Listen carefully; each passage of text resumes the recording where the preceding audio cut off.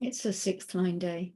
Here we are in gate 53, the gate of beginnings, and we're in the sixth line, which is called phasing. And this is the end of the process, the end of the hexagram of 53.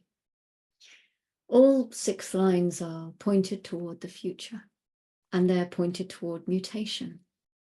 And because they have this inherent position on the roof of the hexagram to have their own view, there's always within them the obverse of what they're supposed to be. It's like the 59-6, and we always expect them to be out on the town every night, having their one-night stands. But many of them would have nothing to do with sex or intimacy at all. So whenever you see six lines, recognize that just because they have it, it doesn't necessarily mean they're living it out. It means that that's what they're watching. That's what they're paying attention to. The 53-6 is paying attention to new beginnings.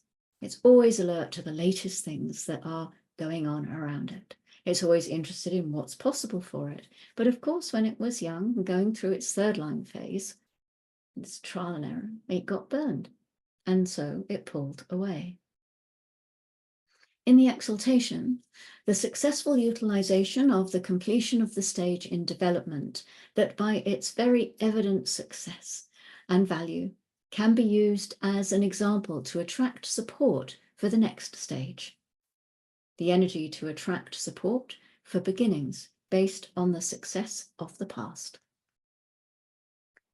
So the whole thing about the 53-6 is that it knows that if it didn't get something to work in the past, it's not going to get the support for it in the future. So it's just not going to get involved in new beginnings.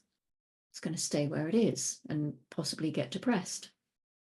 53-6s tend to be a bit depressive, sort of depressive wise people. They're not very happy with everything, but they can tell you a lot about where they should start and where you should start and where you should not start and what it's like to get caught and burned. And the 53 wants to start things, but it gets stuck so often. And in the detriment, we have a tendency in this position to hide success, in the perverse fear that the success will either create excessive demands or supporters of the original process will end their support upon completion. The pressure to hide beginnings in fear of losing past support. Every time you start something and you finish it, there is immediate pressure to do even better next time.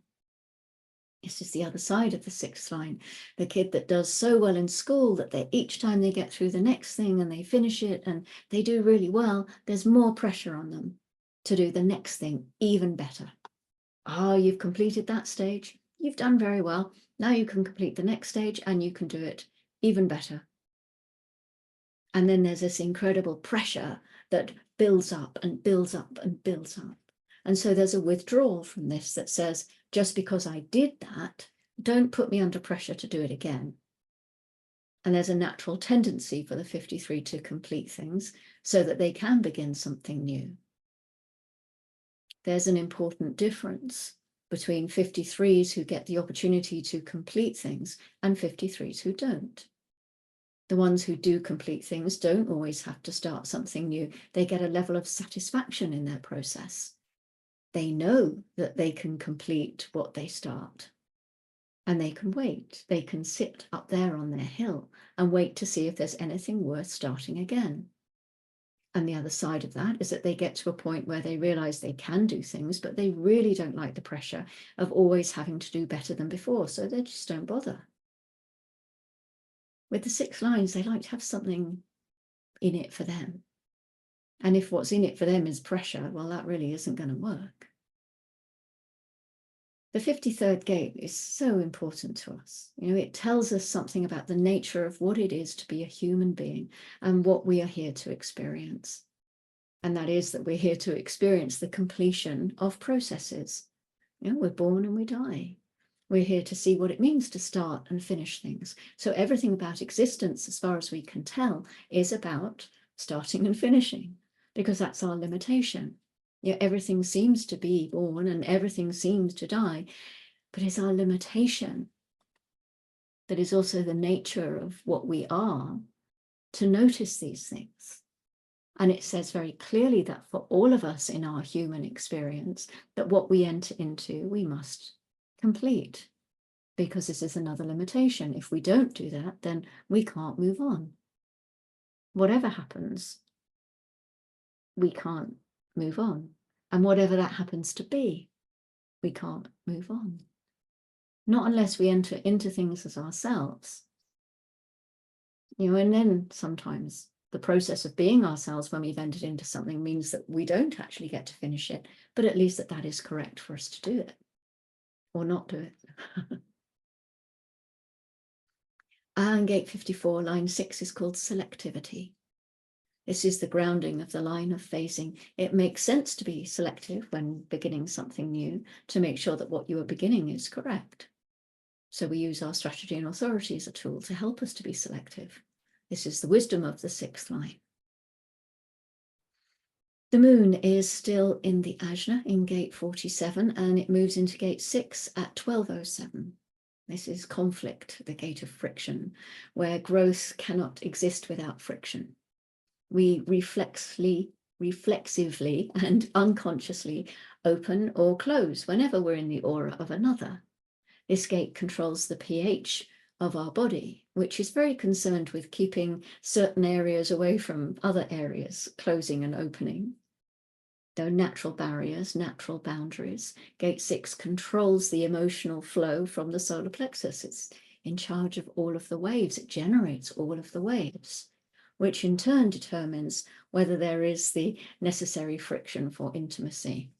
Once again, keeping what is inside, inside, and what is outside, outside, in a way. And then it goes into gate 46 at 23:32, and this is pushing upward, the gate of the determination of the self, the temple, the love of the body, or not, experiencing life through the physical body, the physical quality of life itself, including love of the body and the appreciation of the sensual nature of any experience. It's a gate of synchronicity. It's about being in the right place at the right time, and the determination to let go of expectation and surrender to an experience. So tomorrow we have a new gate. We move into gate 62, the gate of detail. It's a logical gate in the throat center. So I will see you when we get to that point.